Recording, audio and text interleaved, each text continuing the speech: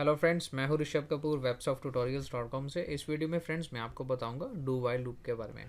Friends, do while loop और while loop में थोड़ा सा डिफरेंस है। वाइल लूप में जैसा हम पिछले वीडियो में कर रहे थे, वाइल लूप में क्या होता था, जब तक कंडीशन ट्रू होती थी जो स्टेटमेंट्स हम प्रिंट कर रहे थे वो प्रिंट हो रही थी। जैसे ही कंडीशन फॉल्स हुई वो लूप से बाहर आ जाता था। लेकिन डू वाइल लूप में क्या होता है, जो स्टेटमेंट होती है वो एटलीस्ट एक बार एग्जीक्यूट जरूर होती है। तो अभी मैं आपको दिखाता हूँ। सबसे पहले हम इसका सिंटेक्स लिखते हैं। सबसे पहले मैं क्या करता हूँ, एक वेरिएबल की वैल्यू इनिशियलाइज करवा देता हूँ। जैसा हम पिछले वीडियो में कर रहे थे, मैं सेम अपने नाम का एक वेरिएबल ले लेता हूँ और अब मैं इसका सिंटेक्स लिखता हूँ। इसके लिए हम सबसे पहले लिखते हैं डू और उसके बाद आई थिंक ऑटोमेटिकली आ गया। उसके बाद करली ब्रैकेट्स और करली ब्रैकेट्स के अंदर हम अपनी स्टेटमेंट्स लिखते हैं जो भी हमने लिखना है।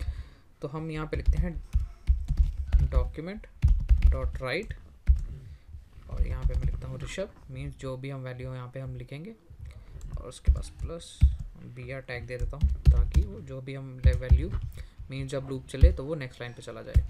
और उसके बाद हम इसको इंक्रीमेंट कर देते हैं प्लस प्लस और यहाँ पे हम वाइल लिखेंगे, वाइल की ब्रैकेट्स और बाद में सेमीकोलन और यहाँ पे हम अपनी कंडीशन लिखेंगे। तो ऐसे यहाँ पे मैं लिखता हूँ ऋषभ इज लेस देन 11। सबसे पहले मैं ब्राउज़र में जाके रिफ़्रेश करता हूँ और उसके बाद मैं आपको इसकी वर्किंग समझाता हूँ ये कैसे वर्क कर रहा है। तो मैं ब्राउज़र में जाता हूँ, रिफ़्रेश करता हूँ तो आप देखेंगे ये 10 टाइम्स प्रिंट हो जाएगा। और यहाँ पे मैं फिर से लिख देता हूँ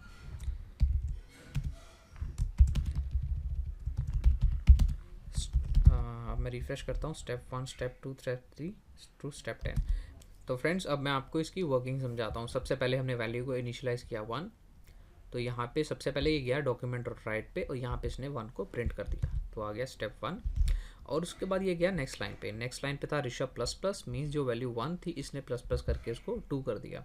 अब यहाँ पे कंडीशन चेक हुई 2 इज़ लेस देन 11 और जो कंडीशन ट्रू हो गई क्योंकि 2 जो है 11 से छोटा था। फिर ये टॉप पे गया, अब यहाँ पे गया इसने डॉक्यूमेंट और राइट के पे जाके यहाँ पे 2 प्रिंट कर दिया और फिर प्लस प्लस करके इसने इसको 3 कर दिया।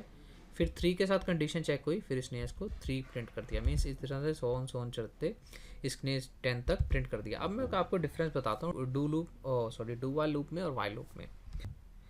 वाइल लूप में क्या होता था कि जब तक कंडीशन ट्रू है वो लूप चलती थी और लूप से बाहर आ जाता है। अब डू वाइल में ये डिफरेंस है, अगर कंडीशन फॉल्स भी है स्टार्टिंग में वो एटलीस्ट एक बार उसको प्रिंट जरूर करेगा। सपोज यहाँ पे मैं 1 की जगह 21 लिख देता हूँ। अभी मैं ब्राउज़र में जाऊँगा, रिफ्रेश करूँगा तो आप देखेंगे स्टेप 21। ये मीन्स चाहे कंडीशन फॉल्स भी है, मीन्स कम से कम ये स्टेटमेंट को एक बार एग्जीक्यूट जरूर करेगा। अब मैं इसको आपको डू वाइल की वर्किंग फिर से समझाता हूँ। ये 21 प्रिंट क्यों हुआ। सबसे पहले इनिशियलाइजेशन मीन्स जो वैल्यू हमने लिखी थी वो थी 21, तो ये डॉक्यूमेंट डॉट राइट पे गया क्योंकि सबसे पहले डॉक्यूमेंट डॉट राइट आया, यहाँ पे इसने 21 प्रिंट कर दिया और इसने 21 को इंक्रीमेंट करके कर दिया 22 और यहाँ पे इसने चेक किया 22 इज़ लेस देन 11, मीन्स 22 11 से छोटा नहीं होता। तो यहाँ पे कंडीशन फॉल्स हो गई और ये लूप से बाहर आ गया। मीन्स चाहे कंडीशन फॉल्स थी चाहे वो ट्रू थी, एटलीस्ट डू वाइल लूप में एक बार वो एग्जीक्यूट मीन्स एटलीस्ट एक बार जो स्टेटमेंट हमने लिखी है वो एग्जीक्यूट जरूर होगी। इसी कारण यहाँ पे 21 एटलीस्ट एक बार प्रिंट जरूर हुआ चाहे यहाँ पे वाइल पे कंडीशन फॉल्स भी थी। मीन्स यही डिफरेंस है वाइल लूप और डू वाइल लूप में। वाइल लूप में जैसे कंडीशन फॉल्स होती है चाहे स्टार्टिंग में हो वो लूप से बाहर आ जाता है और कुछ भी प्रिंट नहीं करेगा।